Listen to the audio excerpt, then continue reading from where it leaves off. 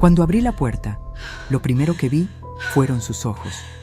Los mismos ojos que había visto cerrarse dentro de un cajón blanco 2 años antes. Por un segundo sentí que el suelo desaparecía debajo de mis pies.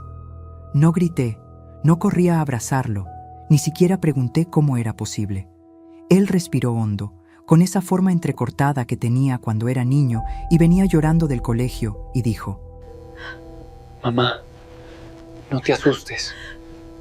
Sé que para ti yo estoy muerto.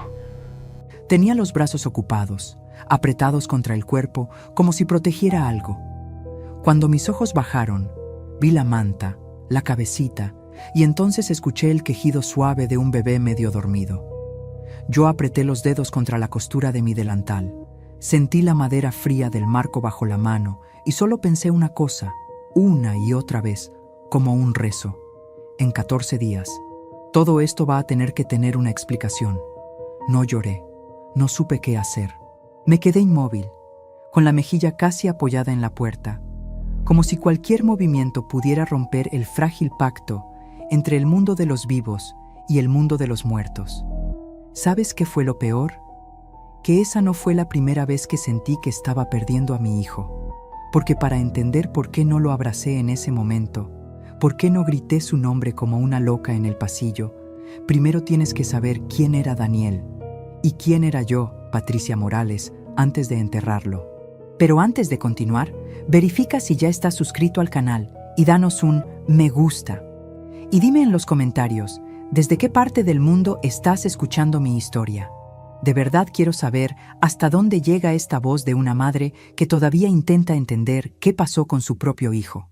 La primera vez que sentí que lo estaba perdiendo no fue en un cementerio. Fue en la cocina de este mismo apartamento, un miércoles a las 10:12 de la noche, hace más de 10 años. Yo estaba de espaldas al fogón, con una olla de arroz humeando, el olor del ajo dorado pegado a la ropa, y él, apoyado contra el refrigerador, con esa cara de fastidio que se le había vuelto tan habitual.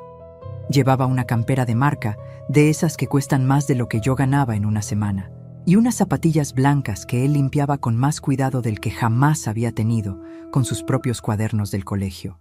Yo llevaba la misma blusa de algodón gris de siempre, con un pequeño agujero en la manga, la que mi madre me había regalado cuando aún vivía. «Ma, ¿otra vez arroz con huevo?», dijo, sin siquiera mirarme, con ese tono de desprecio que le había aprendido a la gente con la que empezó a juntarse. Intenté reír para suavizar el ambiente. «Tú antes pedías esto casi todos los días, ¿te acuerdas?», respondí, removiendo el arroz para que no se pegara. Él soltó una carcajada seca, sin humor.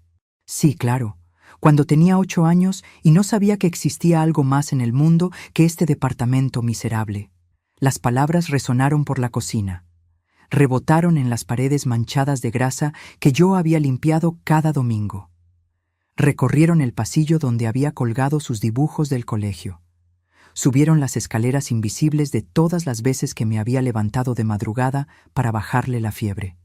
Se clavaron en ese lugar del pecho donde las madres guardamos lo que nunca decimos. No contesté. Solo apagué el fuego, serví el arroz en 2 platos sencillos de loza descascarada y los puse sobre la mesa. Él ni siquiera se sentó. Sacó su teléfono de última generación, pagado en 12 cuotas, claro, a nombre mío, y empezó a deslizar el dedo por la pantalla como si yo no estuviera allí. Ese fue el primer ataque, la primera agresión que no venía de un golpe, sino de esa mezcla de vergüenza y desprecio que a veces los hijos sienten por la pobreza de sus padres. «Si no te gusta, puedes aprender a cocinar tú algo diferente», dije al final, intentando mantener la voz tranquila. Él levantó la mirada, y por primera vez vi en sus ojos algo que me dio miedo de verdad, una frialdad que no reconocía. «Tal vez cuando no tenga que vivir aquí», murmuró. ¿Sabes qué fue lo más duro? Que una parte de mí, muy pequeña pero muy real, comprendía su rabia. Porque la verdad es que yo no siempre fui esta mujer cansada, de manos ásperas que cuenta pesos para llegar a fin de mes. Hubo un tiempo en que yo también soñaba con otra vida, con otra casa, con otros finales. Pero eso te lo contaré en un minuto. Antes necesito que entiendas cómo empezó la escalada, Cómo mi hijo pasó de la agresión verbal a algo mucho más cruel. Los meses siguientes fueron una colección de pequeñas punzadas, comentarios sobre mi ropa, sobre mi forma de hablar, sobre cómo me reía demasiado alto cuando venía gente de fuera. De repente, yo, que lo había criado sola, que había trabajado en 3 casas distintas, limpiando pisos ajenos para comprarle sus libros, me convertí en un estorbo para él. Ma, no hables cuando estén mis amigos, ¿sí? Me pidió un sábado a las 6:03 de la tarde, mientras se miraba en el espejo de la sala, acomodando el pelo con gel caro. Es que haces esas preguntas raras y te ríes como señora de pueblo. No le respondí. Sonreí. Siempre sonreía cuando él me hablaba así delante de otros. Dignidad bajo fuego, lo llamo yo ahora. En público, la cabeza en alto, los ojos secos; en privado, la almohada húmeda y el pecho apretado hasta la madrugada. Aquella misma noche, a las 11:27, mientras yo lavaba los platos con agua fría porque el calefón se había roto, escuché risas en el pasillo del edificio. La puerta del departamento estaba entreabierta, y por la ranura entraba el olor a perfume caro, a cigarrillo importado, a algo que no pertenecía a nuestra vida de siempre. Me asomé con cuidado y vi a Daniel con 2 amigos, todos con ropa de marca, cadenas brillantes en el cuello, zapatillas relucientes. Yo llevaba las manos mojadas, arrugadas, oliendo a detergente barato. Él se dio cuenta de que los miraba, y por un instante pensé que iba a presentarme, que iba a decir: «Esta es mi mamá». En lugar de eso, cerró la puerta con suavidad, casi sin hacer ruido, como si yo fuera un secreto vergonzoso que no debía salir al pasillo. Lo que no sabía entonces era que esa puerta, cerrándose en silencio, era apenas el 3er peldaño de una escalera que todavía tenía muchos peldaños por delante. Porque la agresión verbal se transformó en algo más físico, más concreto, más imposible de ignorar. Un martes, a las 3:42 de la mañana, me desperté con un golpe seco. El ruido de un vaso rompiéndose en la cocina. El corazón se me aceleró de inmediato. Llevábamos semanas con discusiones cada vez más tensas, y mi cuerpo ya reaccionaba solo. Me levanté despacio, sintiendo el frío del piso de cerámica bajo los pies descalzos, y caminé hacia la luz encendida. El olor a alcohol me golpeó antes de ver nada. Bebida fuerte, mezclada con el humo agrio de cigarrillo y algo más dulce, químico, que no supe identificar en ese momento. Daniel estaba ahí, con la camisa abierta, los ojos rojos, un vaso roto a sus pies y una mancha oscura extendiéndose sobre la mesa. «¿Qué haces levantada?», gruñó, como si la intrusa fuera yo. «Escuché un ruido», respondí, sintiendo el corazón en la garganta. «Voy a limpiar esto. Ve a dormir». Di un paso hacia adelante, instintivamente. «Estás sangrando», dije, apuntando a un corte en su mano. Él miró la herida, luego me miró a mí, y algo se quebró en su expresión. «Te dije que te fueras a dormir», repitió, esta vez más alto. Me quedé en el umbral de la cocina, las manos pegadas al cuerpo, y en ese momento vi algo que nunca había visto en mi hijo. Una rabia vacía, sin dirección, como un animal acorralado que no sabe a quién morder. «Daniel, solo quiero ayudarte», susurré. Él agarró un plato del fregadero y lo lanzó contra la pared, a pocos centímetros de mi cabeza. El sonido del impacto fue tan fuerte que sentí un zumbido en los oídos. Los pedazos de cerámica saltaron por el suelo. Algunos golpearon mis piernas desnudas. El agua mezclada con restos de comida me salpicó los pies. «No necesito tu ayuda», gritó. «Lo único que haces es estorbar. Siempre igual, siempre pobre, siempre pegada a mí. ¿No entiendes que arruinaste mi vida?» Las palabras resonaron por la cocina, rebotaron en las paredes manchadas, recorrieron el pasillo con sus fotos de niño, subieron hasta el pequeño cuarto donde él dormía cuando tenía miedo de los truenos y se metía en mi cama. Y se quedaron, otra vez, en ese lugar del pecho donde el dolor se guarda para más tarde. No lloré. Todavía no. Apagué la luz de la cocina, como si eso pudiera apagar también aquella escena, y di media vuelta. «Cuando te despiertes, hablamos», dije, con la voz lo más firme que pude. Él soltó una risa amarga. En 14 días no vas a tener nada que decir, murmuró, casi para sí mismo. En ese momento no entendí qué quería decir con eso. 14 días. La misma cifra que vendría a perseguirme 2 años después, frente a la puerta, cuando lo escuché decir, «Mamá, no te asustes. Sé que para ti yo estoy muerto». Y para entender cómo llegué a ese miércoles a las 9:17 de la noche, con mi hijo muerto 2 años antes golpeando mi puerta con un bebé en brazos, tienes que saber quién era él antes de volverse ese extraño. Tienes que saber qué secretos guardaba. Y sobre todo, tienes que saber qué había dentro de ese sobre que traía en la chaqueta, con una fecha que congeló mi sangre, el día exacto en que lo enterramos. Antes de que Daniel naciera, yo era otra persona. No lo digo como excusa ni como queja. Lo digo porque para entender cómo llegué a esa noche en la puerta, primero tienes que saber desde dónde partí. Porque la Patricia que abrió esa puerta el miércoles 14 de noviembre tenía 61 años. Manos ásperas de trabajar en casas ajenas, una blusa de algodón con un agujero en la manga y 2 años de duelo pegados al alma como polvo que no termina de caer. Pero antes de todo eso, yo fui una mujer que tenía planes. A los 23 años estudiaba contabilidad en la noche y trabajaba de cajera en un supermercado de día. Tenía un cuaderno verde donde anotaba todo lo que quería hacer antes de los 30. Terminar la carrera, rentar un departamento solo mío, viajar aunque fuera una vez a la costa sur, aprender a coser ropa de verdad.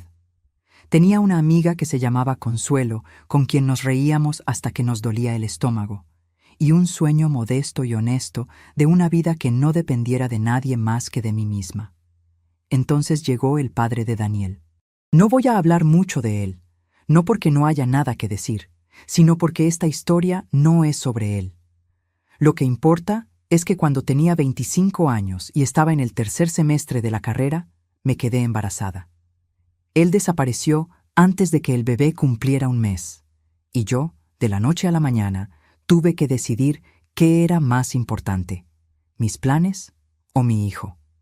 Guardé el cuaderno verde en el cajón de la mesita de noche y no lo volví a abrir. ¿Sabes lo que nunca le dije a nadie, ni siquiera a Consuelo? Que nunca me arrepentí de esa decisión, nunca. Aunque hubo días en que lloré de cansancio hasta quedarme dormida en el sillón, aunque hubo semanas en que no alcanzaba el dinero para pagar la luz y el supermercado al mismo tiempo. Daniel era el eje de todo, la razón por la que me levantaba, la persona para quien yo existía con más fuerza que para nadie más en el mundo. Por eso cuando empezó a avergonzarse de mí, el dolor no era ordinario. Era ese tipo de dolor que no tiene nombre. Después de la noche del plato roto, algo cambió entre nosotros de forma permanente. O quizás no cambió. Quizás simplemente se hizo visible algo que ya estaba ahí desde hacía tiempo. Daniel empezó a llegar tarde, a veces de madrugada, con esa manera de moverse de quien no quiere dar explicaciones y sabe que no las va a dar. Cuando lo preguntaba, no respondía con gritos como aquella noche. Respondía con algo mucho peor, el silencio. Un silencio largo, pesado, con los ojos fijos en cualquier punto que no fuera yo. La indiferencia duele diferente a la agresión. La agresión te sacude, te despierta, aunque sea para mal. La indiferencia te va vaciando, despacio, como si te quitaran agua de un vaso gota por gota, y tú siguieras esperando que alguien lo llenara de nuevo. Un domingo, a las 12:14 del mediodía, Daniel llegó cuando yo acababa de poner la mesa. Había cocinado pozole, el que le gustaba desde chico, el que me pedía en cada cumpleaños. Tuve que buscar los ingredientes en 3 tiendas distintas porque en la más cercana no tenían el maíz que él prefería. La mesa estaba puesta con los 2 platos de siempre y una servilleta doblada a la izquierda de cada uno, como lo había visto hacer a mi madre cuando quería que las cosas se sintieran especiales, aunque la comida fuera sencilla. Él entró, miró la mesa y sin decir una palabra, agarró las llaves del cajón de la entrada. «¿A dónde vas? Ya está listo», dije. «Tengo un compromiso», respondió sin mirarme. «Avisaste que venías a comer». Me surgió algo, y se fue. Escuché sus pasos bajar las escaleras, escuché el portón metálico del edificio cerrarse de golpe, y me quedé sola frente a 2 platos de pozole que empezaban a enfriarse. Aquí está la primera resolución falsa de esta historia, la primera de muchas. Esa noche me llamó. Ya era tarde, casi las 11, y su nombre apareció en la pantalla del teléfono. Respiré profundo. Me dije, viene a disculparse, viene a explicar qué pasó, a decir que lo entendió, a darme algo a lo que aferrarme. Contesté, «Ma, el seguro del departamento, ¿en qué cajón está?» Eso fue todo, nada más. Colgué el teléfono, lo puse boca abajo sobre la mesita de noche, y esa noche sí lloré, pero no allí, no en el sillón ni en la cocina.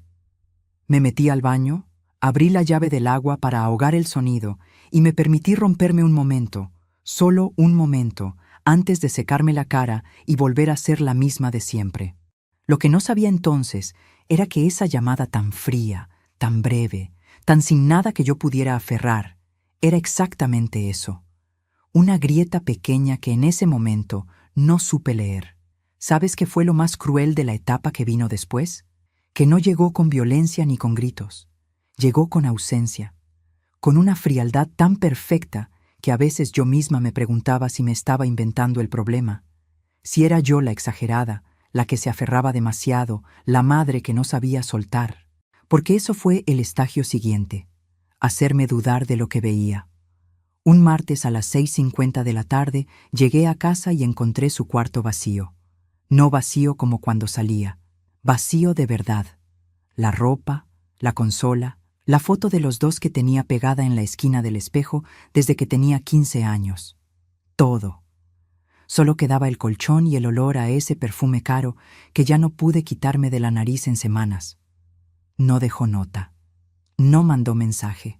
Me enteré por un conocido suyo, 3 días después, que se había mudado con unos amigos a un departamento en otra colonia, que llevaba semanas planeándolo, que todo el mundo lo sabía menos yo.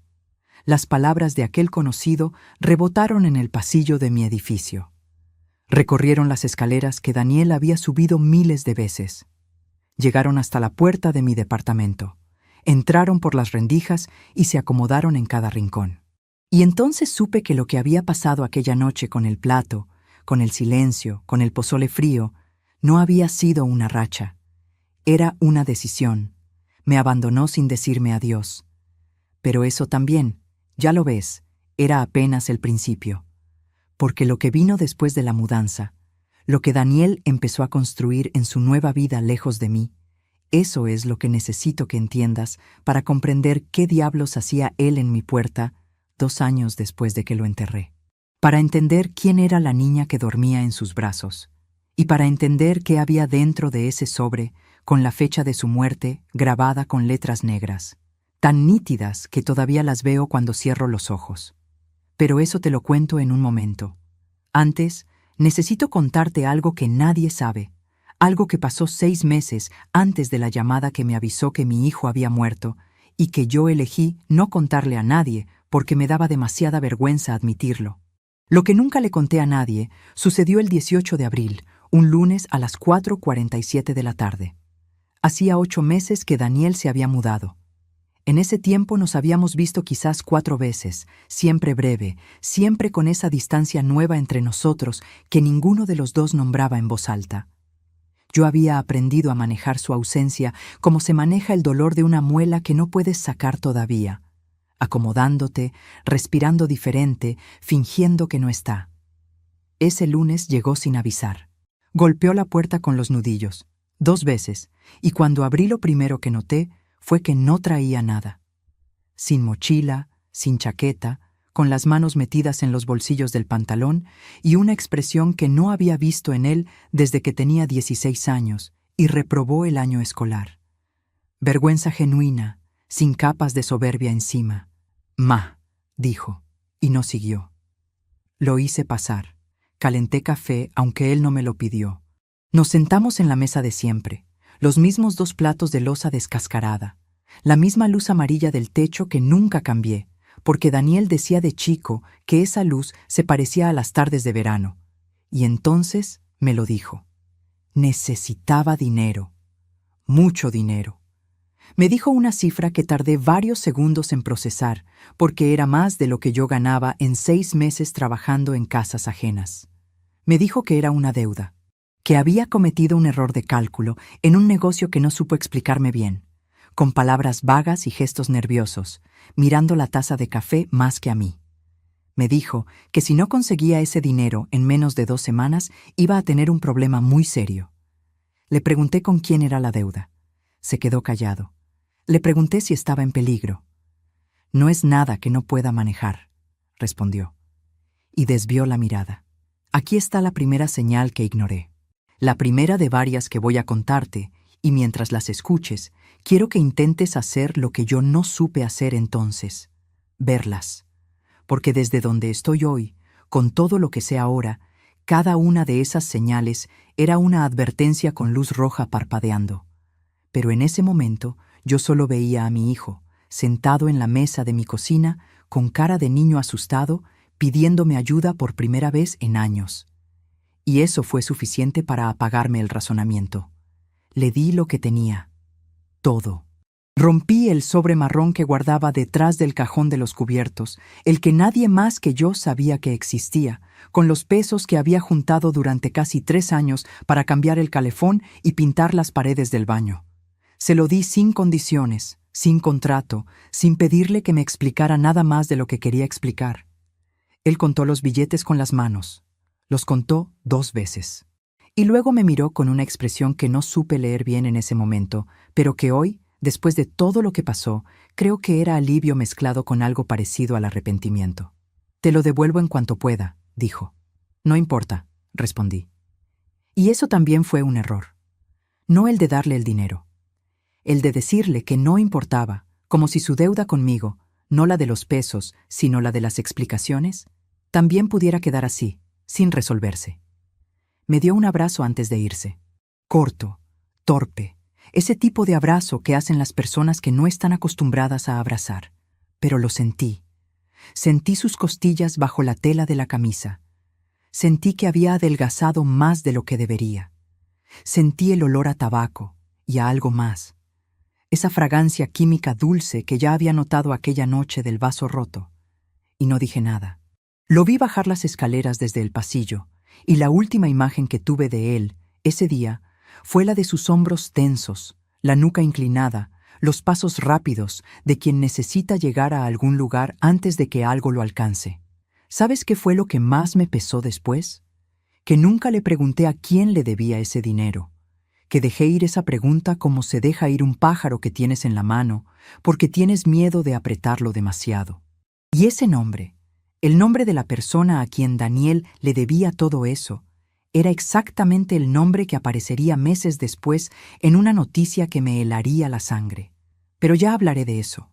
Lo que vino después del lunes 18 de abril fue un silencio de semanas. Daniel no llamó, no vino. El sobre marrón detrás del cajón se quedó vacío, y yo seguí yendo al trabajo, seguí limpiando pisos ajenos, seguí comprando el mismo arroz de siempre. Guardé el episodio del dinero en ese cajón interno donde uno mete las cosas que duelen demasiado para revisarlas con frecuencia. Hasta el miércoles 29 de junio, a las 8:33 de la mañana. Estaba recogiendo la ropa tendida en el balcón cuando sonó el teléfono. Número desconocido, de una ciudad que no reconocí. Lo dejé sonar. Volvió a sonar. Lo dejé sonar otra vez. A la tercera llamada, algo, no sé si fue intuición o miedo disfrazado de curiosidad, me hizo contestar. Era una voz de hombre.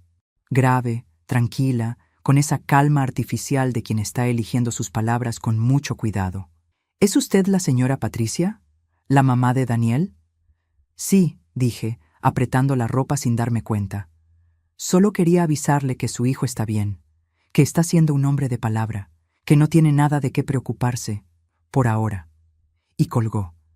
Me quedé inmóvil en el balcón con la sábana a medio doblar en los brazos. El sol de la mañana me daba de frente. Escuché a un niño gritar en el patio de abajo. Escuché el ruido de un camión en la calle. Escuché mi propio corazón latiendo más rápido de lo normal. Y lo que pensé, lo que elegí pensar, fue que era algún conocido de Daniel siendo innecesariamente dramático, que no había nada de qué preocuparse. Esa fue la segunda señal que ignoré. A veces pienso que si hubiera bajado corriendo a la calle, buscado a Daniel ese mismo día, insistido hasta que me diera las respuestas que nunca me dio, todo habría sido diferente. Pero también sé que uno no puede vivir en el pasado de sus decisiones sin perderse en él. Y eso me lleva a algo que quiero preguntarte, porque sé que no estoy sola en esto. ¿Alguna vez confiaste en alguien que amabas, ignoraste una señal que estaba justo frente a tus ojos, y después te preguntaste cómo no lo viste venir? Cuéntame en los comentarios. Escribe tu historia, aunque sea una sola línea. Quiero leerla. Quiero saber que lo que yo viví tiene algo en común con lo que otros también han sentido, que esta soledad que deja el amor ciego no es solo mía. Los meses siguientes siguieron con esa misma lógica extraña. Apariciones breves de Daniel, conversaciones a medias, una visita en agosto donde lo noté nervioso de una manera diferente a las anteriores. No era la rabia de antes, era otra cosa.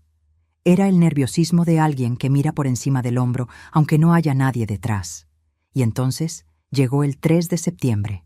A las 2:19 de la tarde, mi teléfono sonó con el nombre de Daniel en la pantalla. Contesté de inmediato, con esa mezcla de alivio y precaución que se vuelve automática cuando el amor y el miedo conviven durante demasiado tiempo. «Ma», dijo, y su voz estaba diferente. Baja, casi un susurro, como si hablara desde un cuarto donde no quería que nadie lo oyera. «¿Qué pasa?», pregunté. «Escúchame bien porque no voy a poder repetirlo. Hay un sobre en el cajón de tu mesita de noche. Lo puse ahí la última vez que vine. No lo abras todavía. Ábrelo cuando llegue el momento». Antes de que pudiera preguntarle nada, antes de que pudiera decirle, «Espera, explícame, ¿qué significa eso?», ya cortó la llamada. Corrí al cuarto. Abrí el cajón. Ahí estaba. Un sobre blanco, sin nombre, sin dirección, sellado con cinta adhesiva transparente. Lo tomé en mis manos. Sentí el papel entre mis dedos. Sentí que pesaba más de lo que debería para su tamaño. Y pensé, lo abro ahora. Claro que lo abro ahora. Respiré profundo, lista para finalmente arrancarle la cinta y sacar lo que fuera que Daniel había necesitado esconder en el cajón de mi mesita de noche. Pero algo me detuvo. No sé si fue la voz de él, tan distinta, tan cargada de algo que no supe nombrar. No sé si fue el miedo a lo que pudiera encontrar.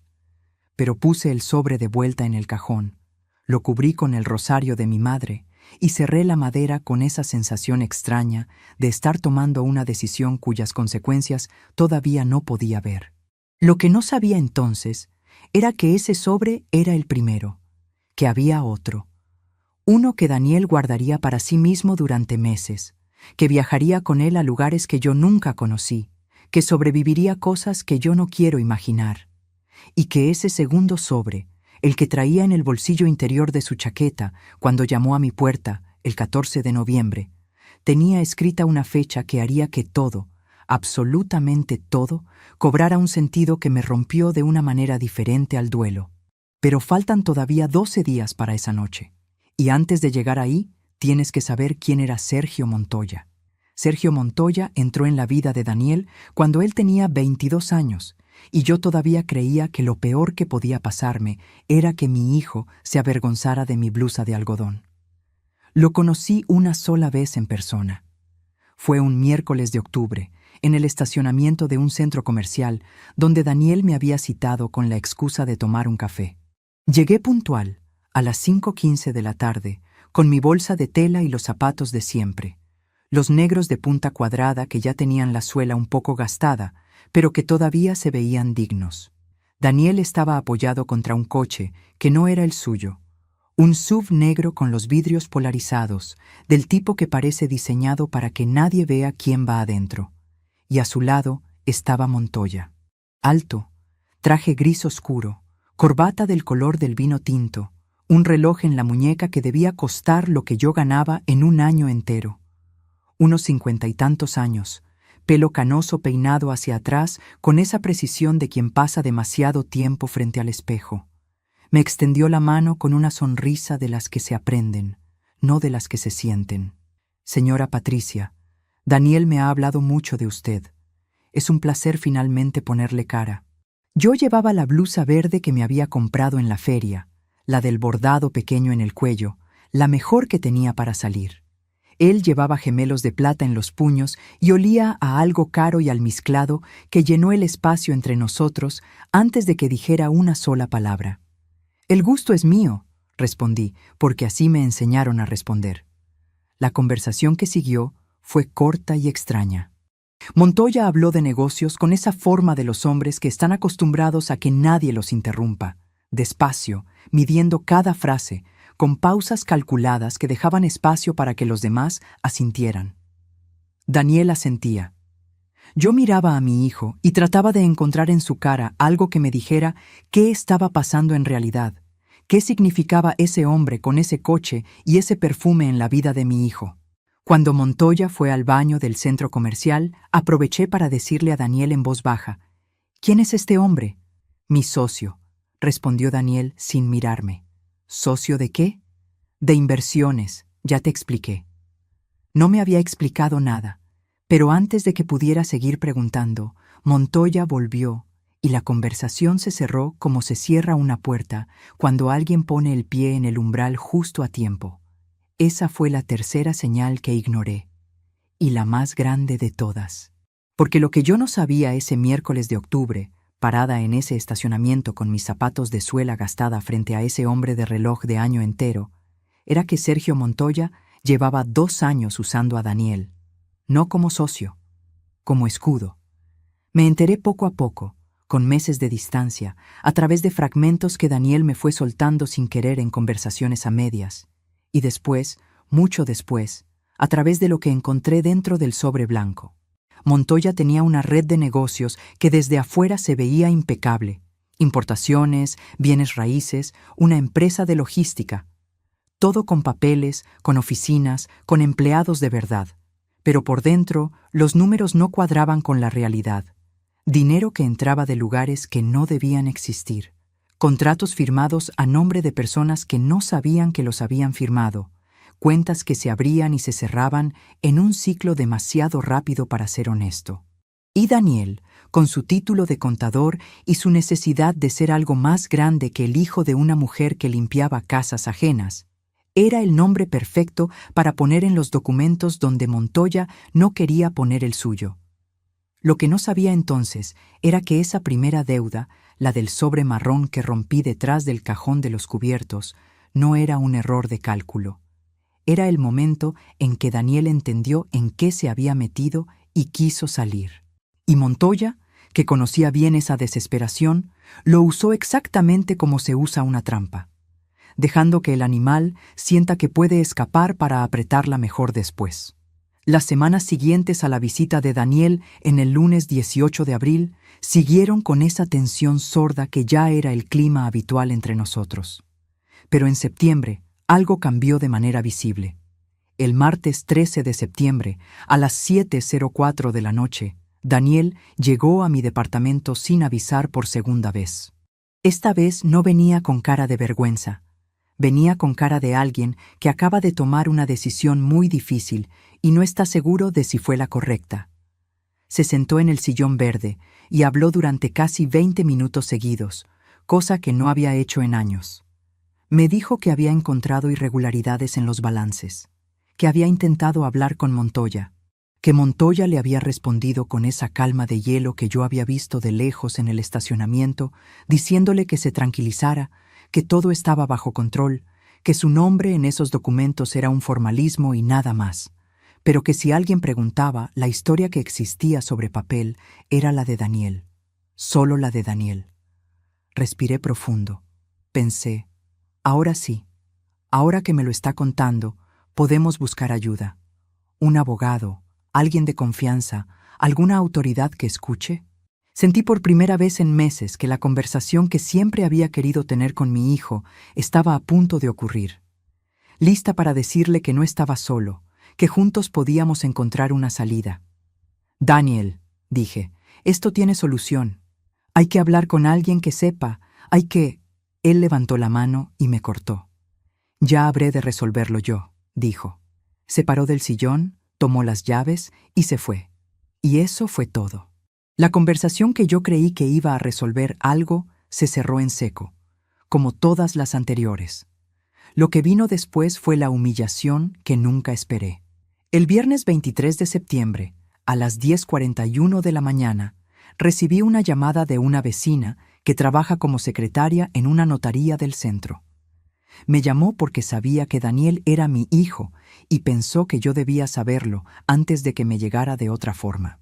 Me dijo, con esa delicadeza incómoda de quien da una mala noticia: «Patricia, está circulando un documento, una denuncia formal contra Daniel por irregularidades contables.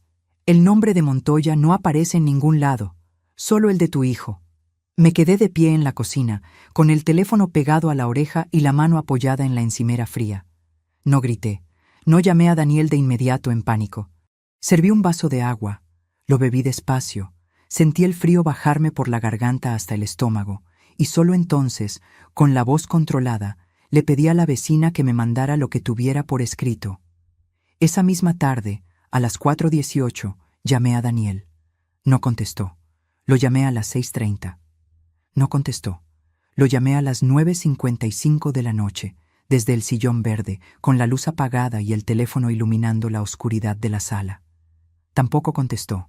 Mientras tanto, en algún lugar de la ciudad, Sergio Montoya cenaba en un restaurante de mantel blanco, con su traje gris y su reloj de año entero, completamente ajeno al nombre que había puesto como destino de todo lo que él no quería que llegara a su puerta. Así funcionan los hombres como Montoya. Construyen el incendio y se alejan lo suficiente para no quemarse, dejando que otro pague el precio de las llamas. Lo que no sabía entonces, lo que solo entendí semanas después, era que Daniel sí había intentado defenderse, que había reunido algo, documentos, registros, pruebas de que la firma en esos balances era suya, pero la instrucción había sido de otro, que se había plantado frente a Montoya y le había dicho, en una oficina de vidrio y acero en el piso 12 de un edificio del que yo nunca supe la dirección, que no iba a cargar solo con eso, y que Montoya, sin levantar la voz, con esa sonrisa calculada que yo había visto de cerca solo una vez, le respondió algo que Daniel no me repitió nunca con palabras, pero que lo cambió todo. Eso fue lo que lo llevó a desaparecer. Y eso es lo que tenía que contarme la noche que llamó a mi puerta.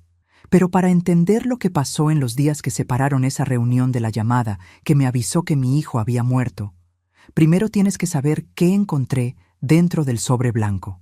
El primero, el que Daniel escondió en el cajón de mi mesita de noche, con la orden de no abrirlo hasta que llegara el momento. El momento llegó antes de lo que pensé, y de una manera que no esperaba.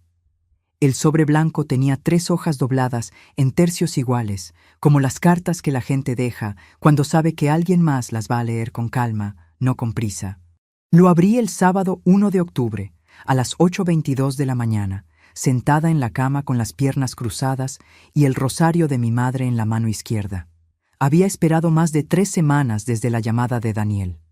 3 semanas en que cada vez que abría ese cajón, lo miraba, lo tocaba con la yema de los dedos y volvía a cerrarlo porque algo me decía que el momento todavía no había llegado. Pero esa mañana de octubre, con el sol entrando oblicuo por la ventana del cuarto y el silencio del edificio todavía dormido alrededor, lo supe. Era ese momento.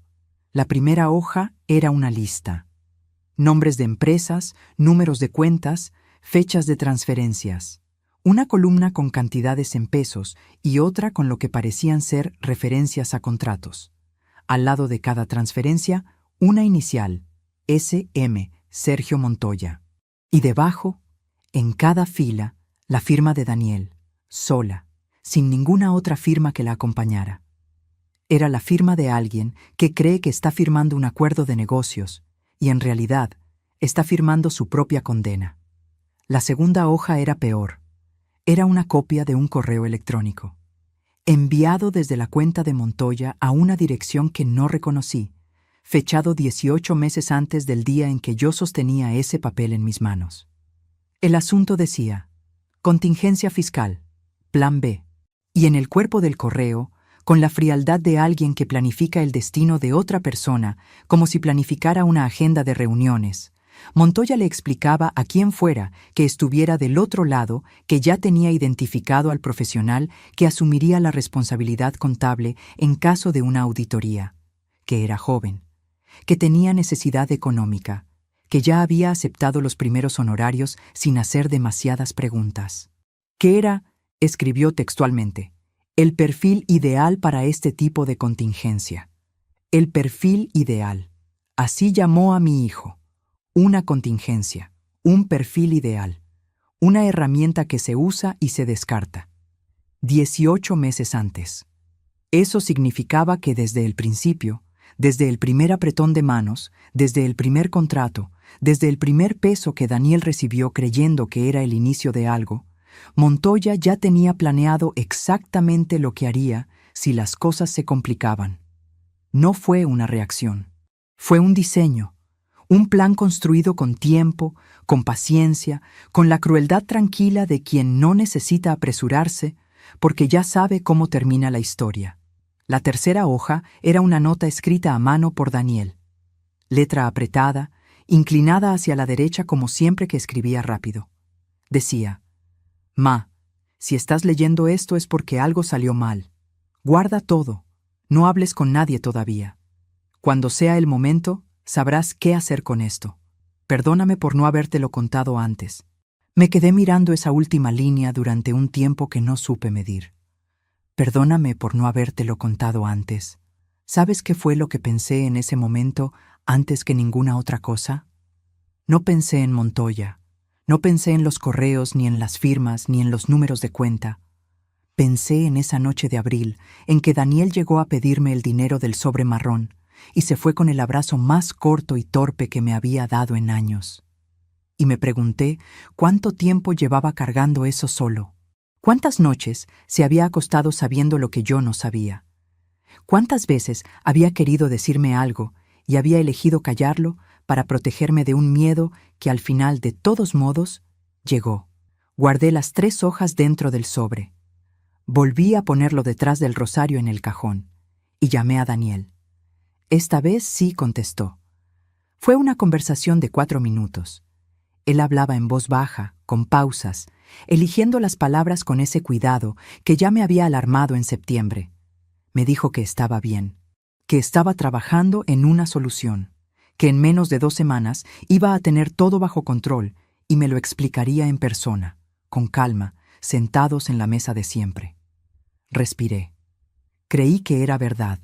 Me aferré a esa promesa como si fuera una cuerda encima del vacío. Pero esto fue la segunda resolución falsa. Porque lo que Daniel tenía en mente cuando dijo «solución» no era lo que yo entendí por esa palabra. Y lo que vino 12 días después no fue una explicación en la mesa de siempre. Lo que vino fue la llamada. El jueves 13 de octubre, a las 6:38 de la mañana, sonó el teléfono. Número desconocido. Contesté con esa torpeza de quien todavía no está del todo despierta. El pelo aplastado de un lado, los ojos a medio abrir, la luz gris del amanecer entrando por la cortina. ¿Señora Patricia Morales? Sí, dije. Le llamo del Hospital General. Lamentamos informarle que su hijo, Daniel Morales, ingresó anoche en estado crítico. Sufrió un accidente de tránsito en la carretera federal. Los médicos hicieron todo lo posible. Hicieron todo lo posible. Las palabras resonaron por el cuarto vacío. Rebotaron en la pared donde todavía colgaba su foto de graduación. Recorrieron el pasillo donde guardaba sus cuadernos del colegio en una caja de cartón. Bajaron por las escaleras que él había subido corriendo tantas veces. Y se instalaron en el centro de mi pecho como algo que pesa más que cualquier cosa que yo hubiera sentido antes. No grité. No solté el teléfono. No me desmayé en la cama. Pregunté el nombre del médico. Pregunté la dirección del hospital. Anoté los 2 datos en la esquina del periódico de la mesita de noche con el bolígrafo que siempre dejaba allí. Colgué. Me levanté. Me puse la ropa que tenía a mano, la primera que encontré, la blusa de algodón gris con el agujero en la manga, la de siempre. Y salí. Lo que siguió fueron días que prefiero no medir en horas, porque cada hora pesaba demasiado. Trámites, papeles, decisiones que ninguna madre debería tener que tomar. Y en algún momento en medio de todo eso, mientras firmaba documentos en una oficina del hospital con paredes beige y luz de tubo, alguien mencionó de pasada el nombre de Sergio Montoya, no como culpable, como donante. Me dijeron que el señor Montoya había llamado al hospital para ofrecer apoyo económico con los gastos funerarios, que era un gesto muy generoso de su parte, dado que Daniel había trabajado con él. Sonreí. Le agradecí al hombre de la oficina con la voz firme y los ojos secos. Guardé el bolígrafo en la bolsa. Tomé mi copia de los documentos y salí al pasillo. Llegué hasta el baño del segundo piso. Cerré el pestillo. Me apoyé de espaldas contra la puerta de metal frío. Sentí el temblor subirme desde las rodillas hasta los hombros y me permití unos minutos, solo unos minutos, de romperme completamente lejos de todos. Sola, sin que nadie me viera, sin que nadie pudiera contarlo después. Luego me lavé la cara con agua del grifo, fría, directa, el tipo de frío que aclara. Me miré en el espejo pequeño y rayado encima del lavabo. Y me dije en voz baja, casi sin mover los labios, todavía no, todavía no. Porque Montoya no merecía mis lágrimas en un pasillo donde él pudiera enterarse de que estuve llorando. Eso se lo debía a Daniel, y a mí misma. Mientras te cuento todo esto, me pregunto desde dónde me estarás escuchando. Escribe el nombre de tu ciudad en los comentarios. Me encantaría saber hasta dónde llegan estas palabras, hasta qué rincón del mundo puede llegar la voz de una madre contando lo que nunca creyó que tendría que contar. Los 2 años que siguieron al entierro de Daniel fueron una vida construida sobre una mentira que yo todavía no sabía que era mentira. Guardé el sobre blanco, guardé los documentos del hospital, guardé el rosario de mi madre encima de todo eso, como si la fe pudiera ser también un archivo de pruebas. Y seguí viviendo. El trabajo, el supermercado, la vecina del tercer piso, los domingos en el cementerio de San Marcos con los claveles blancos que Daniel siempre dijo que eran la flor más honesta porque no pretenden ser más de lo que son. En esos 2 años, Sergio Montoya no fue procesado. La investigación se archivó. Los documentos que había en ese sobre nunca llegaron a ninguna autoridad, porque yo no sabía cómo llevarlos, porque tenía miedo, porque cada vez que pensaba en hacer algo, escuchaba la voz tranquila de ese hombre en el teléfono desde el número desconocido, diciéndome que mi hijo estaba siendo un hombre de palabra, y esa voz me paralizaba. Pero quedan solo 5 días para la noche del 14 de noviembre, y lo que todavía no sabes es que una semana antes de esa noche, algo llegó a mi buzón. Un sobre pequeño, sin remitente, con mi nombre escrito a mano en una letra que no reconocí, y dentro una sola línea. Pronto vas a ver la verdad. No tenga miedo. No le dije a nadie. No llamé a la policía. Guardé ese papel en el mismo cajón que los otros, junto al rosario y los documentos, y pasé 5 días mirando la puerta de entrada cada vez que escuchaba un ruido en el pasillo. Hasta que el miércoles 14 de noviembre, a las 9:17 de la noche, alguien llamó. Di un paso atrás. No lo invité a pasar con palabras. Solo di ese paso hacia atrás, como si mi cuerpo hubiera tomado la decisión antes que mi mente. Y él cruzó el umbral despacio, con ese cuidado de quien entra a un lugar que sabe que dejó herido. La niña seguía dormida contra su pecho. Cerré la puerta detrás de los dos, y nos quedamos ahí, en el pasillo de entrada, bajo la misma luz amarilla de siempre, mirándonos sin saber todavía cuál de los dos iba a hablar primero. Lo estudié en silencio durante unos segundos que se sintieron mucho más largos. Tenía más arrugas que antes, o quizás eran las mismas pero más marcadas, como las que deja el cansancio que no se va con dormir. Había algo en su manera de pararse, más quieto, menos tenso que antes, que me recordó al Daniel de cuando tenía 15 años y todavía no se había vuelto ese extraño. Pero sus ojos tenían algo nuevo, una seriedad que no era frialdad. Era el peso de alguien que carga con una historia demasiado grande para seguir cargándola solo. Necesito que me escuches, dijo. Todo. sin interrumpirme hasta el final. «¿Cuánto tiempo tienes?», pregunté. «El que haga falta». Lo hice pasar a la sala. Se sentó en el sillón verde, el mismo de siempre, con la niña todavía dormida en sus brazos, la cabecita apoyada en su hombro y la manta enrollada alrededor de sus piernas pequeñas. Yo me senté frente a él, en la silla de madera de la mesa. No me acerqué. Todavía no. Necesitaba escuchar antes de sentir, porque si me acercaba demasiado pronto, algo se iba a romper en mí antes de que él pudiera explicar nada. «¿Cómo?», fue lo único que dije. Y él empezó a hablar. Me dijo que el accidente fue real, que el coche volcó en la carretera federal esa madrugada de octubre, que había sido real el impacto, el metal doblado, el vidrio roto, pero que quien murió en ese accidente no fue Daniel Morales. Fue otra persona. Un hombre que no tenía familia directa, que viajaba en el asiento del acompañante, cuya identidad, en el caos de esa noche, en esa carretera oscura sin testigos, quedó registrada con el nombre equivocado.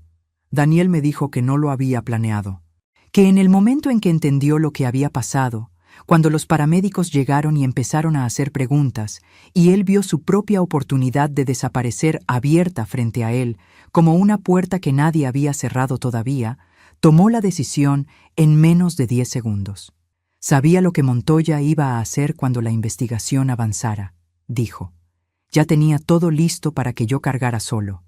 Los documentos, los contratos, los testimonios. Había construido 2 años de evidencia en mi contra. Si yo seguía vivo y visible, iba preso. Y si iba preso, todo lo que sabía, todo lo que tenía guardado, iba a desaparecer antes de que yo pudiera usarlo.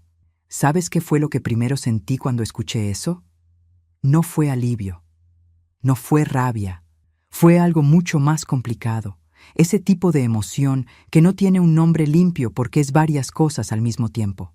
Fue la comprensión de que mi hijo había tomado una decisión que lo salvó y me destruyó a mí simultáneamente. Y que lo había hecho sabiendo exactamente cuál iba a ser el costo. «Me dejaste enterrarte», dije. No grité, no alcé la voz. Lo dije despacio, como cuando uno pronuncia algo que ha estado esperando ser dicho durante mucho tiempo. Él no apartó la mirada. «Sí», respondió. Silencio.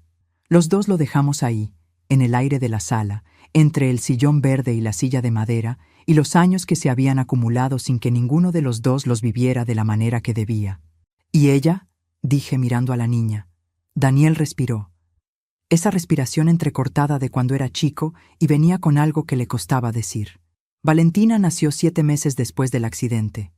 Su madre y yo nos separamos antes de que ella naciera. Fue una situación complicada que nunca te conté porque no sabía cómo contártela. Pero desde que nació, Valentina está conmigo. Es lo único que hice bien en todo este tiempo. Miré a esa niña dormida, la cabecita oscura, las mejillas redondas, la respiración pausada y lenta de quien duerme sin saber todavía que el mundo tiene esquinas. Con esa confianza absoluta de quien todavía no ha tenido razones para desconfiar de los brazos que la sostienen. Y sentí algo que no esperaba sentir en ese momento. Una ternura tan grande y tan repentina que me tomó por sorpresa, como una ola que no ves venir. Pero todavía faltaba lo más importante. «El sobre», dije. Daniel bajó la vista. Con la mano libre, alcanzó el bolsillo interior de su chaqueta y sacó el sobre blanco.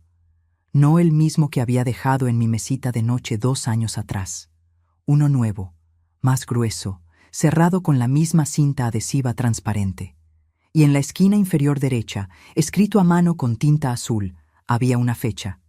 El 17 de octubre, el día que lo enterramos. Lo que no sabía entonces era que esa fecha no era un mensaje de culpa. No era una confesión ni un recordatorio del daño que había hecho. Era otra cosa completamente distinta. Era la fecha que lo cambiaba todo. Pero eso todavía tardaría unos minutos en entenderlo. «¿Por qué ahora?», pregunté. «¿Por qué esta noche, después de 2 años?» Él volvió a mirarme. «Porque mañana hay una audiencia. La investigación que archivaron se reabrió hace 3 meses. Alguien entregó documentos nuevos a la fiscalía. Montoya va a comparecer mañana a las 9 de la mañana. Mi corazón dio un golpe seco. «¿Quién entregó los documentos?», Él no respondió de inmediato. Solo me sostuvo la mirada con esa seriedad nueva que le había notado desde que entró. Yo, dijo. Las palabras resonaron en la sala pequeña. Rebotaron en el cuadro de la Virgen que regaló mi madre. Recorrieron el sillón verde que nadie más que él había usado en 2 años. Pasaron por encima de los claveles secos que yo había guardado de alguno de los domingos en el cementerio. Y llegaron hasta mí como algo que al mismo tiempo duele y da alivio, que al mismo tiempo rompe y compone. Entregué todo lo que tenía, siguió. Los correos, los balances, los registros de transferencias. Tardé 2 años en encontrar la manera de hacerlo sin que Montoya supiera que seguía vivo. 2 años en construir algo lo suficientemente sólido para que no pudiera simplemente hacerlo desaparecer otra vez. Aquí tendría que haberte dicho que en ese momento todo se resolvió, que lo abracé, que lloré de alivio, que la historia terminó bien en el sillón verde de mi sala un miércoles de noviembre. Eso habría sido la resolución más fácil, pero la vida, que no escribe con la misma lógica que los finales que uno desearía, tenía un detalle más que ninguno de los dos había mencionado todavía. ¿Montoya sabe que sigues vivo?, pregunté. Daniel tardó un segundo demasiado largo antes de responder. No sé. Y ahí, en ese segundo de duda, entendí que la noche todavía no había terminado. ¿Por qué viniste aquí esta noche, Daniel? Si hay una audiencia mañana, si Montoya puede saber que sigues vivo, ¿por qué viniste a esta dirección? Él miró a Valentina un momento.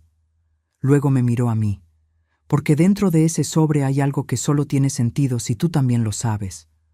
Algo que no tiene que ver con Montoya, ni con los documentos, ni con la audiencia de mañana.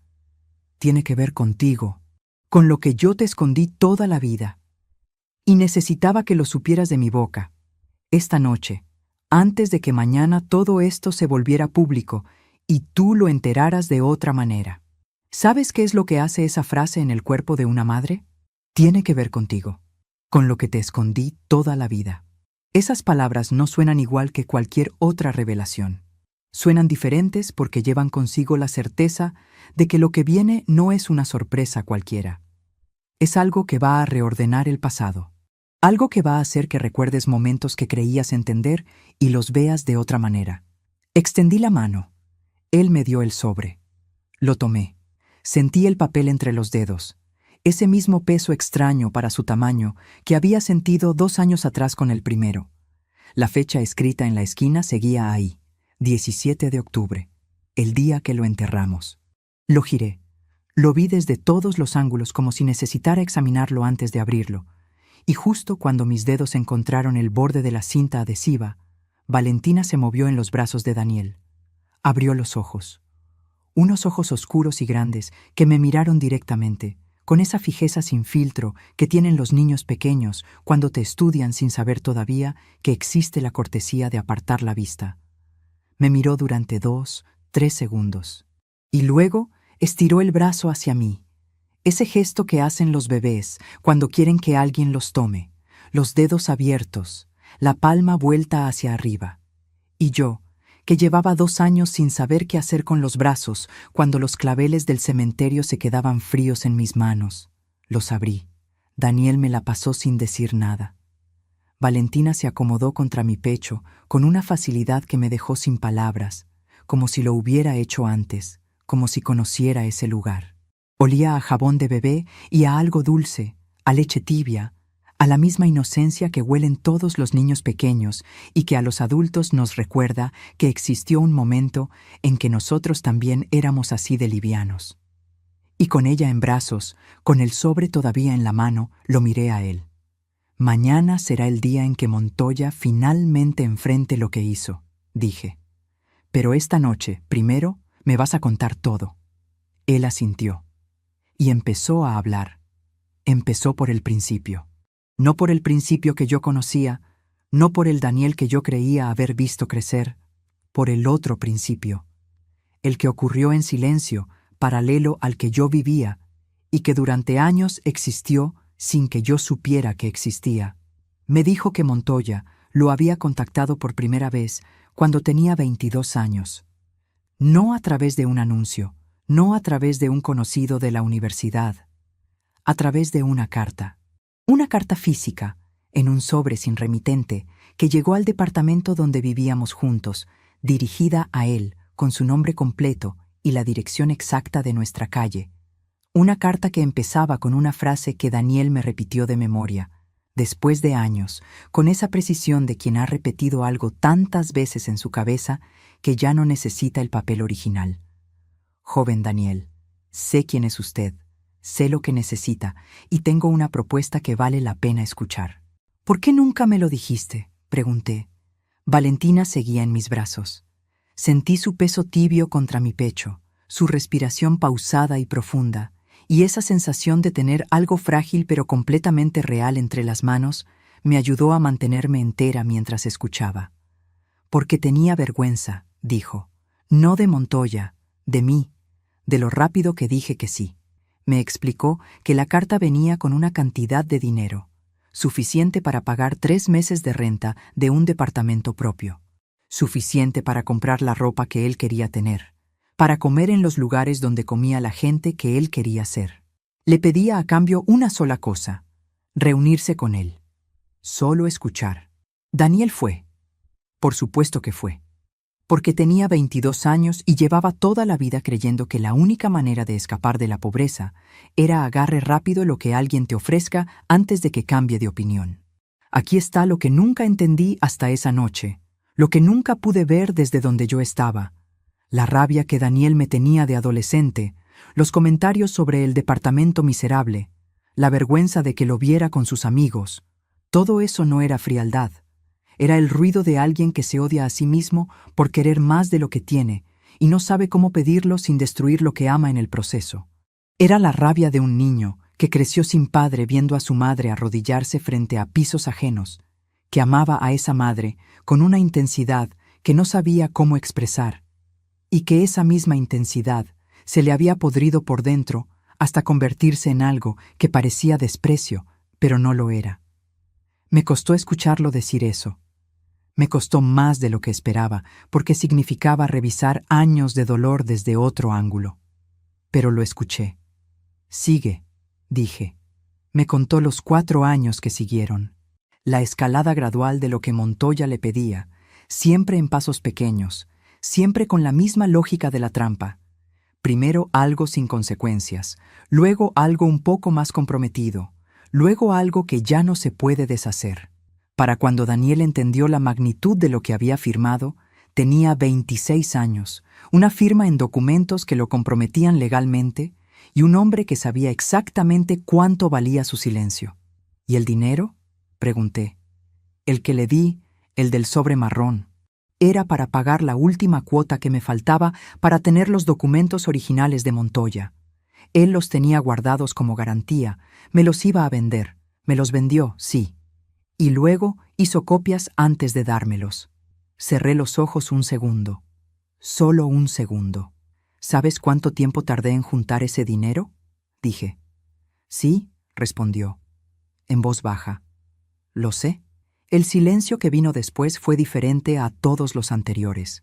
No era el silencio vacío de las discusiones o el silencio tenso de los años de distancia.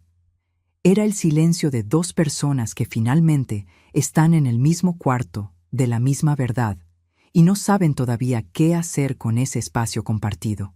Abre el sobre, dijo. Valentina se acomodó en mis brazos como si sintiera que algo importante estaba a punto de pasar. La luz amarilla del techo nos bañaba a los 3 con ese tono de las tardes de verano que Daniel decía de niño. Sentí el papel del sobre entre los dedos, más grueso ahora que antes, con ese peso que ya conocía y que seguía siendo más grande de lo que su tamaño justificaba. Arranqué la cinta adhesiva despacio. Saqué las hojas. La primera era una lista de fechas y números, igual que el sobre anterior. Pero esta vez no eran transferencias de las empresas de Montoya, eran depósitos. Depósitos hechos a una cuenta que reconocí de inmediato porque era la mía. Transfers mensuales, regulares, desde hacía 3 años y 4 meses, de una cantidad que yo siempre había creído que era un beneficio del gobierno, una ayuda social que me habían aprobado sin que yo recordara haber solicitado con demasiada atención. Miré los números, miré las fechas. Levanté la vista hacia Daniel. Fui yo, dijo, antes de que yo preguntara. Desde una cuenta a nombre de una empresa pequeña que registré para eso. Necesitaba que no pareciera que venía de mí, porque sabía que no lo ibas a aceptar si sabías que era yo. Las palabras resonaron en la sala sin que ninguno de los dos hiciera nada por detenerlas. Rebotaron en las paredes de ese departamento que yo había seguido pagando todos los meses, creyendo que lo hacía sola. Recorrieron la cocina donde había servido el arroz que él llamó miserable. Subieron hasta el cuarto donde guardé el sobre blanco detrás del rosario de mi madre. Y llegaron hasta ese lugar del pecho donde las madres guardamos lo que no sabemos todavía si llorar o agradecer. Daniel, empecé. Déjame terminar, dijo. La segunda hoja era diferente a todo lo anterior.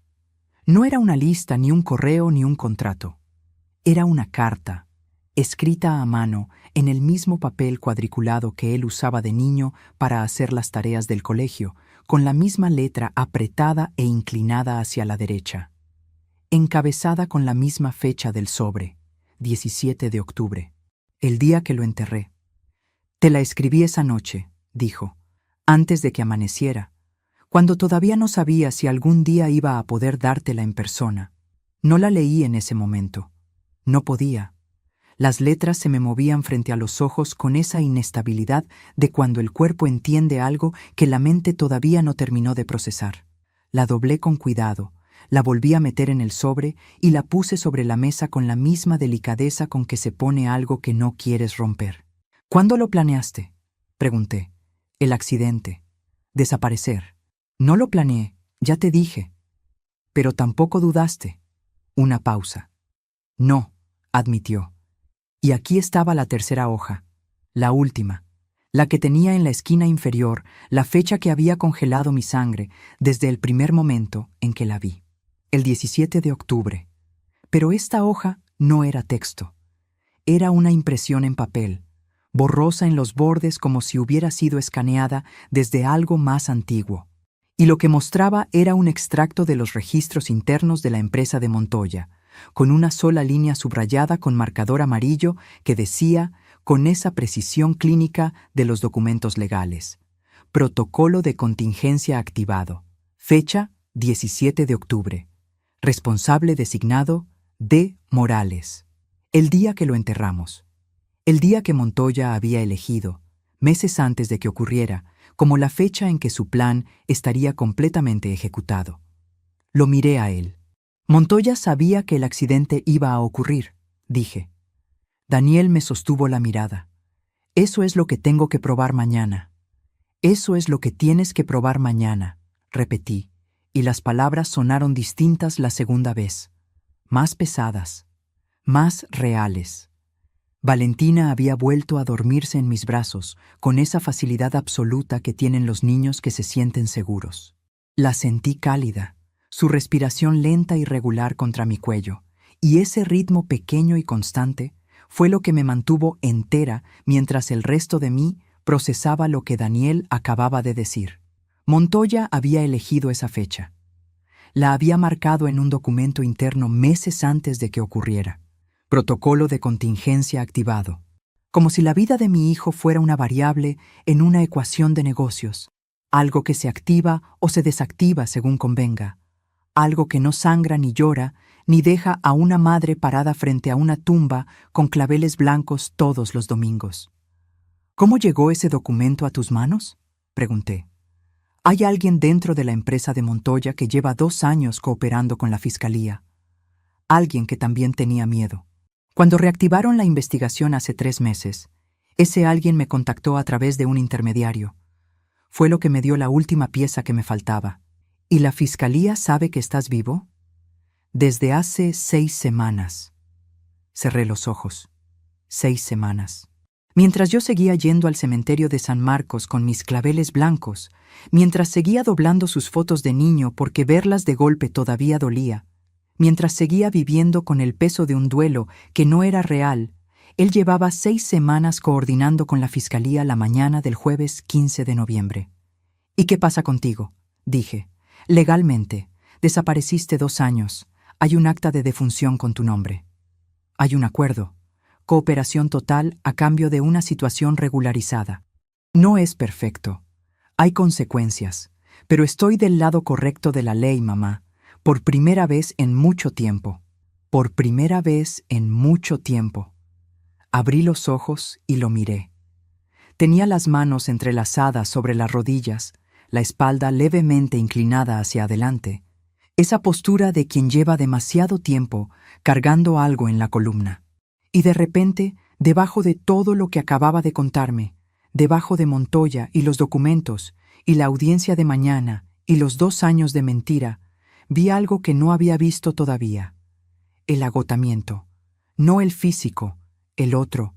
El de cargarse a uno mismo durante demasiado tiempo. Hay algo más, dije. No como pregunta, como certeza. Él levantó la vista. ¿Cómo lo sabes? Porque te conozco desde antes de que nacieras. Respiró. Esa respiración entrecortada de siempre. La misma de cuando tenía 8 años y venía con algo que le daba vergüenza decir, pero que necesitaba decir de todas formas. Lo que escondí toda la vida no es Montoya, dijo. Montoya es reciente. Lo que escondí toda la vida es otra cosa. Me quedé quieta. Valentina se movió levemente en mis brazos, un pequeño sonido dormido, y la acomodé sin apartar los ojos de él. Cuando era adolescente, empezó, midiendo cada palabra, empecé a entender lo que significaba crecer sin padre. No de la manera sentimental, de la manera práctica. Veía cómo nos miraba la gente, cómo nos trataban en el banco cuando ibas a pedir un crédito, cómo te miraban a ti en los trabajos cuando dabas esta dirección, y decidí que iba a hacer algo al respecto. No para mí, para ti. Daniel, déjame terminar, mamá. Asentí. A los 16 años conseguí mi primer trabajo sin decirte. Repartía volantes 2 horas antes del colegio y 3 horas después. Guardaba la mitad de lo que ganaba en un sobre debajo del colchón. No era mucho, era casi nada, pero era mío. Y a los 17 encontré el cuaderno. Me detuve. ¿Qué cuaderno? El verde, el que guardabas en el cajón de la mesita de noche, el de tus planes. Lo encontré una tarde buscando unas tijeras. Lo leí completo. Y me quedé sentado en el suelo de tu cuarto durante no sé cuánto tiempo, leyendo lo que tú habías querido ser antes de que yo llegara. El aire de la sala cambió de temperatura sin que nada físico cambiara. Ahí está lo que escondí toda la vida, dijo. La culpa, desde los 17 años. Saber que mi existencia fue el motivo por el que guardaste ese cuaderno. Y no saber cómo decírtelo sin que sonara a que me arrepentía de ser tu hijo. Porque nunca me arrepentí. Nunca. Pero la culpa estaba ahí. Y se fue haciendo más grande con los años. Y cuanto más grande se hacía, menos sabía cómo acercarme a ti sin que saliera todo torcido. Las palabras resonaron por la sala despacio, sin prisa. Llegaron hasta el cuadro de la Virgen y se quedaron un momento allí. Recorrieron la estantería con los libros que nadie había tocado en 2 años. Pasaron por encima de Valentina dormida, que no sabía que estaba siendo testigo de algo, y llegaron hasta mí. No dije nada durante un tiempo que no supe medir, porque lo que acababa de escuchar no era solo una confesión. Era la reescritura de 20 años de distancia, de silencios, de comentarios crueles, de puertas cerradas en silencio. No los borraba, no los justificaba, pero los explicaba desde un lugar tan diferente al que yo había ocupado durante todo ese tiempo que necesitaba un momento para reorganizar lo que creía saber. La rabia que me tenías, dije finalmente. Era contra mí mismo, respondió. Siempre fue contra mí mismo. Tú eras el blanco más fácil porque eras la persona con la que menos me podía permitir ser honesto. Y aquí te pregunto algo que todavía me pregunto yo. ¿Qué hubieras hecho tú en ese momento? ¿Hubieras cruzado la sala y lo hubieras abrazado sin más? ¿O hubieras necesitado, como yo, 1 minuto más para decidir si el amor era más grande que los años de heridas acumuladas? Escríbelo en los comentarios. De verdad quiero saber qué habrías hecho en mi lugar, porque esa decisión es la más difícil que tomé esa noche, y todavía la pienso. Me levanté de la silla de madera. Crucé la sala. Me senté a su lado en el sillón verde, con Valentina todavía en brazos, y apoyé la cabeza en su hombro exactamente como él lo hacía cuando tenía 5 años y se quedaba dormido viendo televisión. Sentí su hombro tenso bajo mi mejilla, sentí el frío de su chaqueta y el calor de su cuerpo debajo. Sentí que respiraba diferente ahora, más hondo, más despacio, como si algo que había tenido apretado durante mucho tiempo acabara de soltarse. Olía a jabón ordinario, al mismo que yo usaba de siempre, y eso, más que cualquier otra cosa, me lo devolvió completo. No dijimos nada. No hacía falta. Valentina exhaló un suspiro dormido entre los dos, ajena al peso de todo lo que acababa de ocurrir en esa sala, con esa ligereza perfecta de quien lleva encima apenas 2 años de vida y todavía no sabe que el mundo tiene esquinas. Nos quedamos así un tiempo largo. La luz amarilla del techo encima de nosotros, el frío de noviembre afuera, el silencio del edificio a esa hora de la noche, y algo que hacía mucho tiempo no existía entre nosotros dos, la posibilidad de estar juntos sin que doliera. Pero la mañana llegaría pronto. A las 6:15 de la mañana del jueves 15 de noviembre, Daniel se levantó del sillón con cuidado de no despertar a Valentina, que había terminado la noche en el sillón verde cubierta con la manta de casa que yo guardaba en el armario de siempre. Se lavó la cara en el baño, tomó el café que yo había preparado en silencio mientras él dormía 1 hora, y se puso la chaqueta con ese gesto de quien se prepara para algo que no tiene vuelta atrás. ¿Quieres que vaya contigo?, le pregunté. Me miró un momento. No. Quiero que te quedes aquí con ella, y quiero que leas la carta. Salió a las 6:47. Escuché sus pasos bajar las escaleras, escuché el portón metálico del edificio y luego el silencio.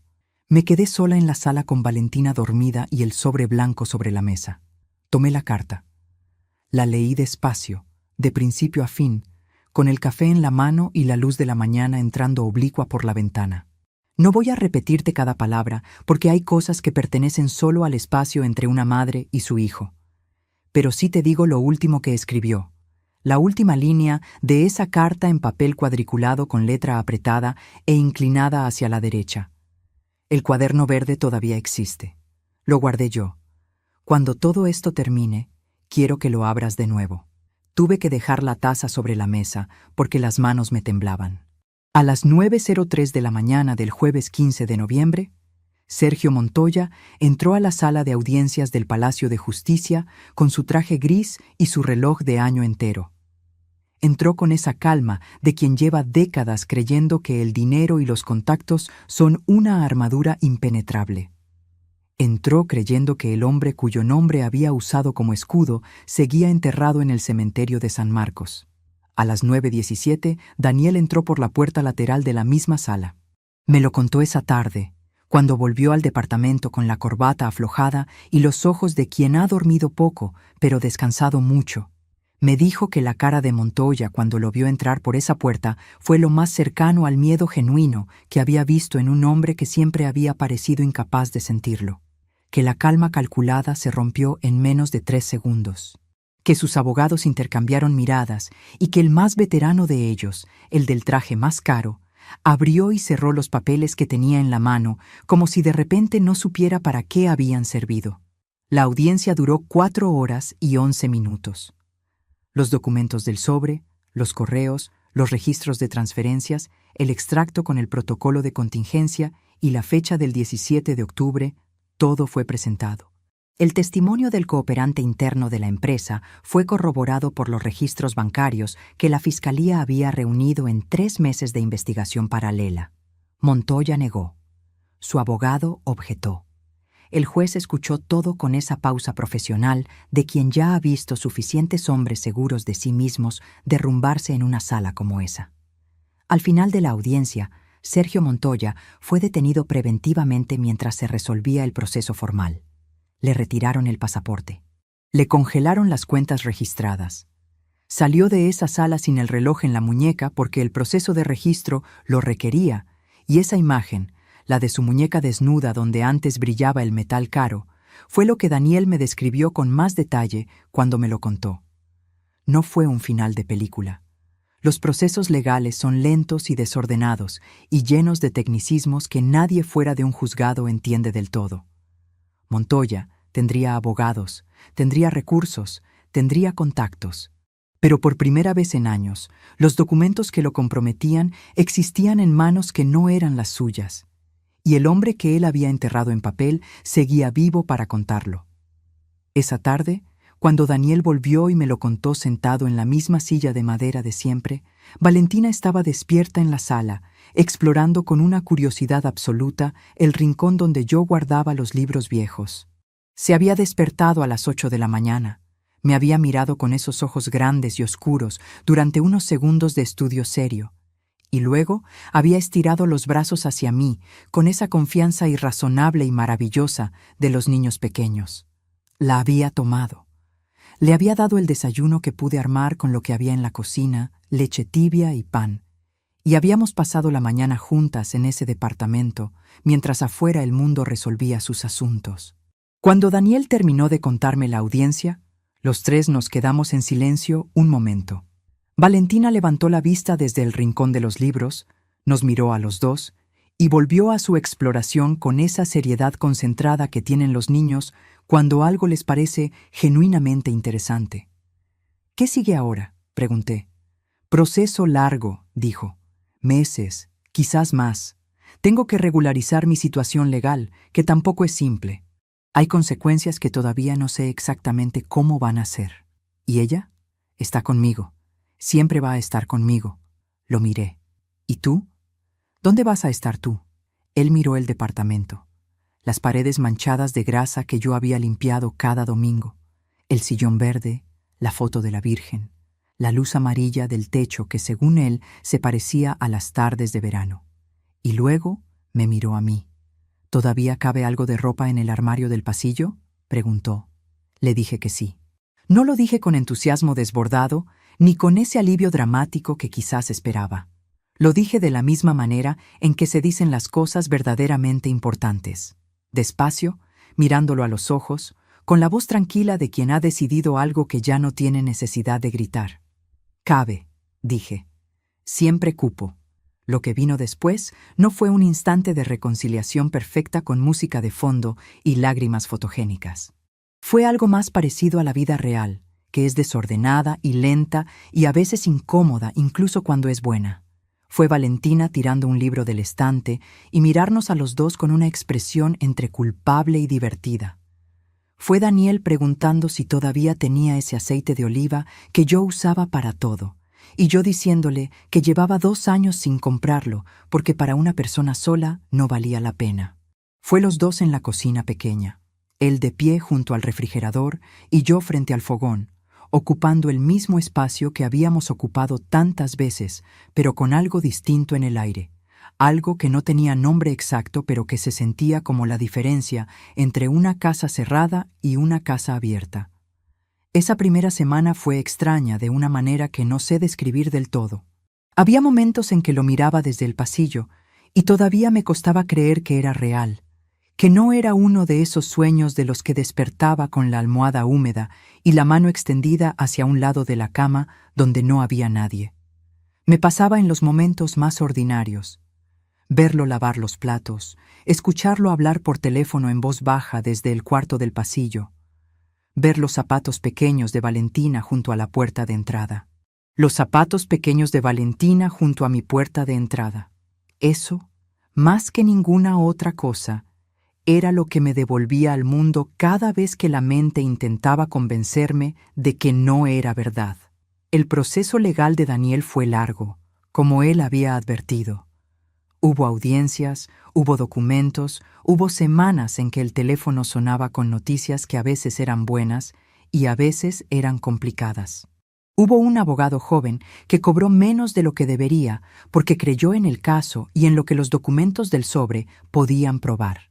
Hubo momentos en que Daniel llegaba al departamento con esa cara de cansancio profundo que yo ya conocía de antes, pero que ahora venía de un lugar distinto, un lugar honesto, y yo le ponía el café en la mesa sin decir nada, porque a veces el silencio que acompaña es más útil que las palabras que consuelan. Montoya enfrentó cargos formales 4 meses después de la audiencia del 15 de noviembre. Su abogado más caro presentó recurso tras recurso con esa maquinaria lenta del dinero que sabe cómo alargar los procesos. Pero los documentos eran sólidos. El testimonio del cooperante interno fue corroborado por 3 fuentes independientes. Y los registros bancarios hablaron con la claridad que tienen los números cuando nadie los ha podido borrar a tiempo. Sergio Montoya, el hombre del traje gris y el reloj de año entero, el hombre que había llamado a mi hijo el perfil ideal para una contingencia, fue condenado a 6 años de prisión efectiva y a la inhabilitación permanente para ejercer actividades comerciales. Salió de la sala sin la corbata del color del vino tinto, sin el reloj, sin la sonrisa aprendida.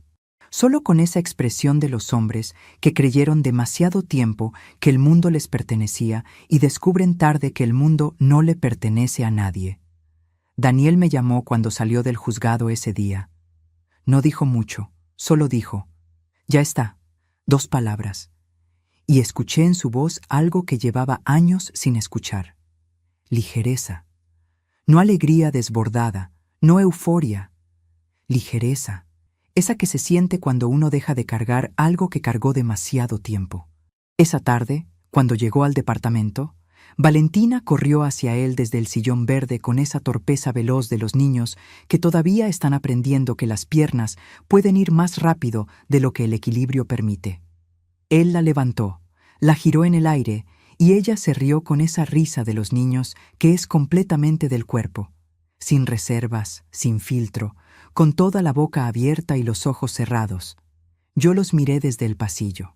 Y en ese momento entendí algo que llevaba meses intentando formular sin encontrar las palabras exactas, que el dolor y el amor no son opuestos, que pueden vivir juntos en el mismo cuerpo durante años sin que uno elimine al otro, que yo podía seguir cargando el peso de esos 2 años frente a la tumba de San Marcos y al mismo tiempo tener este departamento pequeño, con zapatos junto a la puerta y risa de niña en la sala y café en la mañana para más de una persona.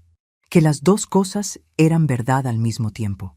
El cuaderno verde estaba en una caja de cartón en el fondo del armario del pasillo.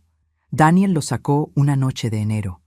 Lo puso sobre la mesa de la cocina y me lo dio sin decir nada. Tenía las tapas un poco más gastadas de lo que lo recordaba, las esquinas dobladas, el elástico que lo cerraba con pequeñas grietas de los años. Lo tomé con las 2 manos. Lo abrí. La primera página decía, con la letra de quien tenía 23 años y creía que todo era todavía posible. Las cosas que quiero hacer antes de los 30. Y debajo, esa lista que yo había guardado y olvidado y guardado de nuevo durante décadas. Terminar la carrera, un departamento solo mío, viajar una vez a la costa sur, aprender a coser ropa de verdad. La leí completa. Y entonces hice algo que no había planeado hacer. Tomé el bolígrafo que siempre dejo junto a la mesita de noche, abrí el cuaderno en la primera página en blanco que encontré y escribí una lista nueva. No de cosas que quería hacer antes de los 30, de cosas que quería hacer ahora, a los 61, con lo que tenía y con quién era. Todavía no la he terminado. Sigo añadiendo cosas. Porque eso es lo que aprendí de todo esto, lo que ningún dolor y ningún duelo y ninguna traición me pudo quitar del todo. Que mientras uno siga escribiendo en el cuaderno, la historia no se cerró.